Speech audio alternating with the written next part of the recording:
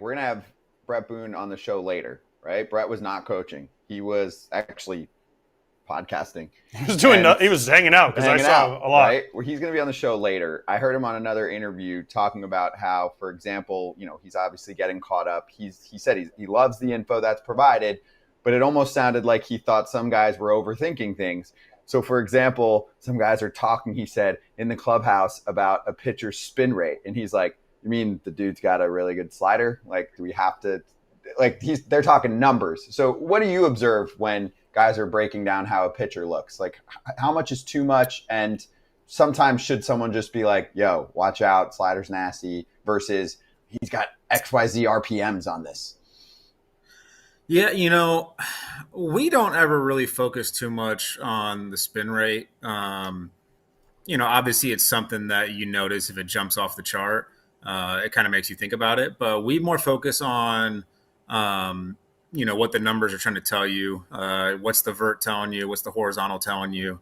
For us, that means more so, if this guy's throwing a fastball and he's got 20 vert, well, you got to be a little bit more direct to it. You got to make sure you're thinking above the ball.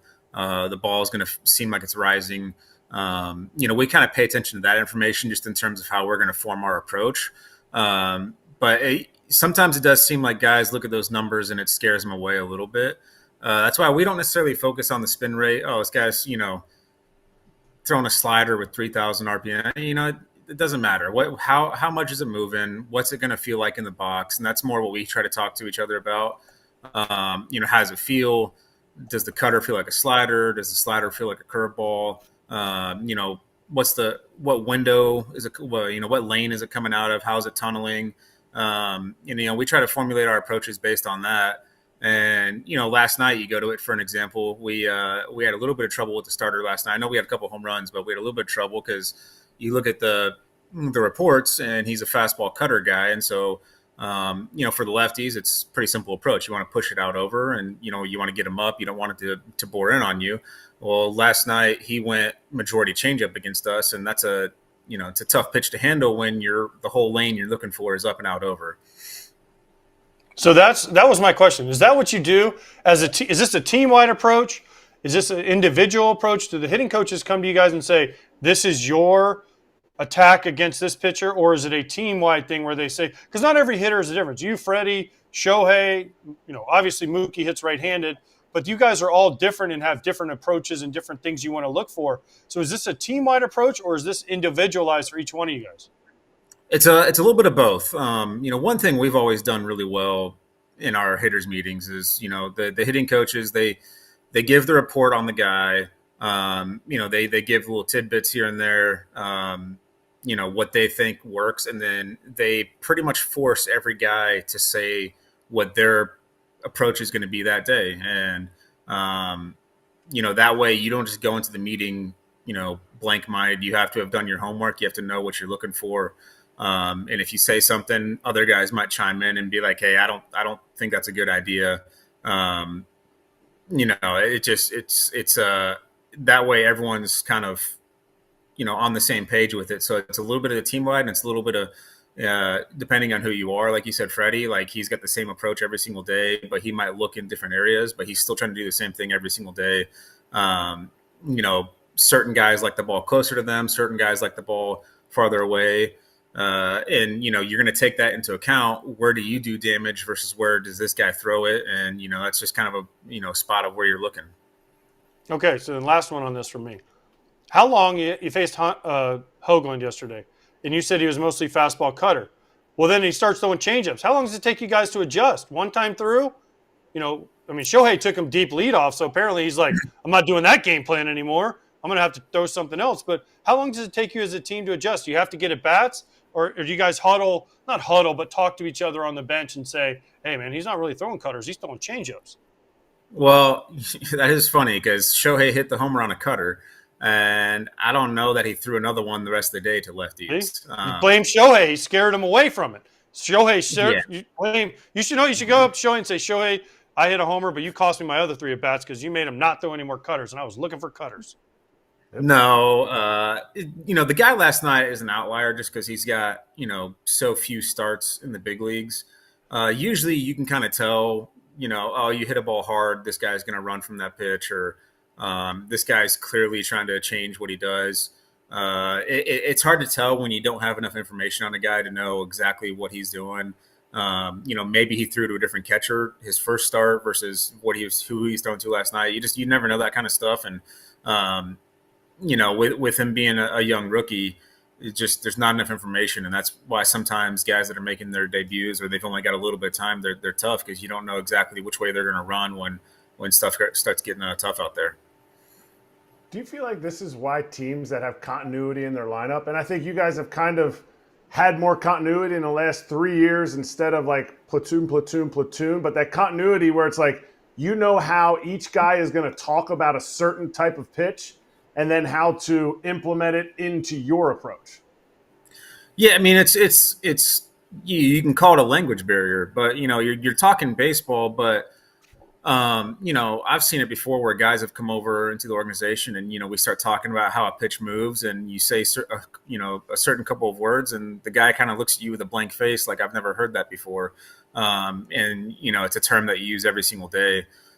So it's just when you have the same group of guys for a while and you understand what everyone's thinking. And also you can understand how it feels to certain players, if Freddie tells me a certain pitch feels a certain way, I know exactly what he means because I know how he's tying that into his account and, with his swing and his approach. And so I can understand exactly what he means when he tells me, the fastball feels this way or the slider feels this way. And, and even when Show tells me things, I can understand what he's trying to say now just because I've been around him enough. Is there anybody that on the team now or that you play with before that just gave awful information, but was still just an elite hitter? You know what I mean? Where the dude's like, you know what I do? I just look in, and then they throw like Hunter Pence. Hunter Pence would go up, and he'd go, yeah, I'm looking slider. And the dude threw 99 letter high, and he just tomahawked it. And he's like, it just looked like a good pitch. Well, I'm going to throw Albert out there. Albert didn't give bad information. He gave great information, but Albert was funny because anytime you'd face a guy, he would kind of sit there in the meeting and be like, yeah, this guy reminds me of Maddox. And, it's like, Albert, no one here has played against Maddox. No one knows what that feels like. And anybody, this guy reminds me of Glavine. And it's like, no one knows, exactly what you're like. We all know who those guys are, but we don't know what their pitch mix felt like. And so, he would just say things like that. And you're kind of like, Albert, you've played way too long, man. This is a straightforward show, so I'm going to be very straightforward with everyone about PXG. Fastest way to improve your performance on the golf course is to get yourself a PXG golf fitting. Go in there and let the experts help you. I've been using PXG for a few years now, Scotty. They are perfect. I love the way they feel. They fit them perfectly to my swing. They weighted them. They put grips in them. They put shafts in them. They use their heads, and they fit my swing beautifully. They have definitely improved my game. They just recently hooked me up with their new Allen putter, which is off the chain. I was draining putts the other day, left and right. So I definitely say, go get your fitting at PXG. Nobody goes golf the way PXG does. Yes, and for a limited time, you could save up to 20% on your entire order. Head over to pxg.com/foul. That's pxg.com/FOUL to save up to 20% on your entire order. pxg.com/foul. Restrictions apply. See site for details. Kratz and I have kids in high school, right? And they'll come back after every at bat and they'll be like, this dude's flat, we're going to rake him. This dude's flat. Every guy is like the same, right? Oh, this guy's got nothing, he's flat, we're going to kill him. It's intriguing to me that you guys are actually having different conversations about this. I love it. So like Ohtani, is he like, man, when I faced Sagano back in Tokyo, like, man, he reminds me of it? Or Kim says some guy in Korea, are you guys like, man, we never faced that dude? Is it the same thing? No, they don't say that. For us, we're really good about, like I was just talking about, we don't really care much about spin rate, but, like I said, you have to take that into account that if a guy does have a high spin rate, the ball is going to feel a certain way. And, again, that just goes back to after the first at bat through, guys talk to each other and, hey, what'd you see out of the slider? What'd you see out of the fastball? What'd you see out of the sinker or the changeup? How did it feel? And it's, okay, these pitches came out of this lane. You could recognize them, whereas this pitch came out of a different lane. You saw it instantly. it just feels slow, or, hey, it feels hard with a good down action. There's a lot of language that we use to talk to each other, and it's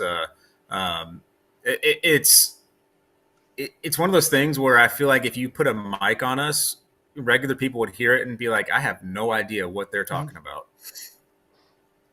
So true. So true. I have a two-part question on Pete Rose. First of all, 4,256 hits. Does that number even compute in the sense of like an active big leaguer thinking about somebody getting 4,256 hits?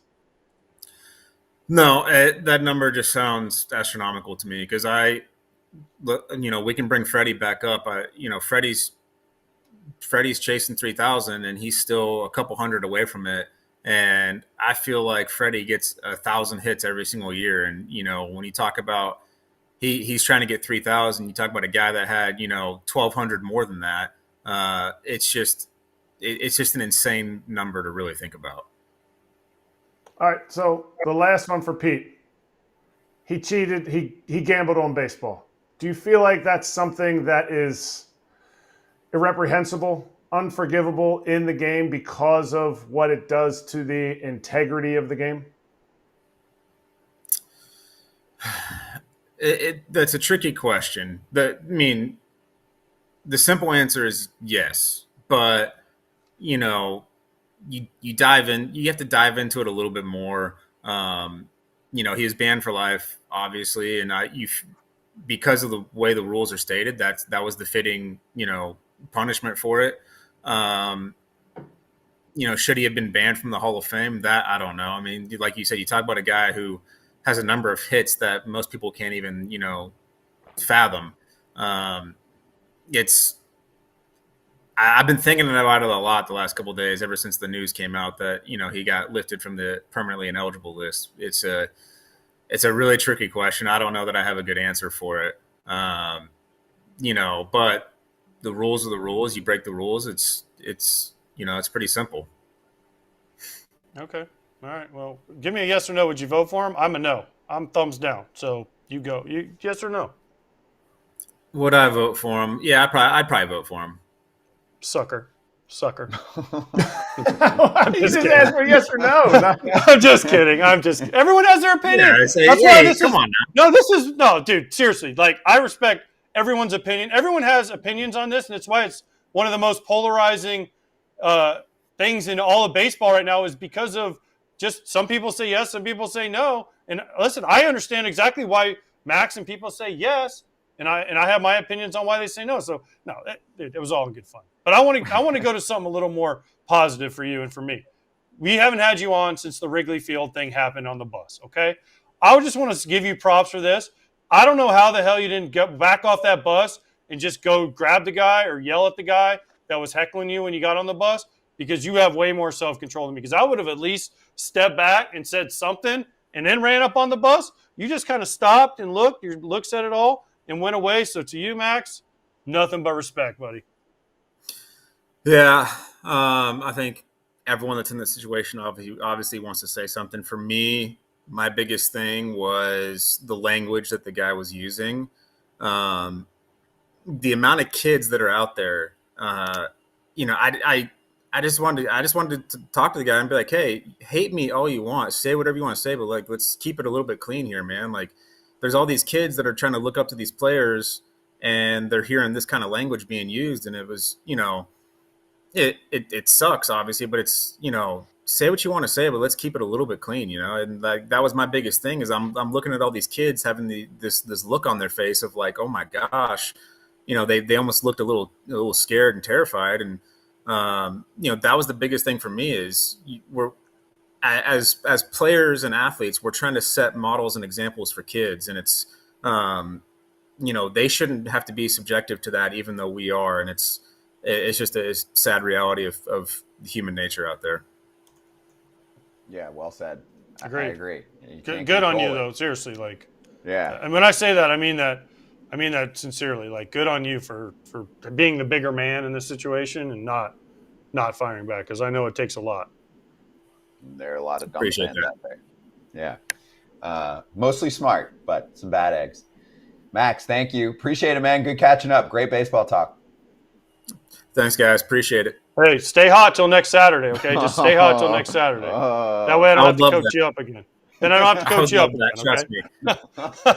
Exactly. I don't need to hear any more AJ hitting tips. So yeah.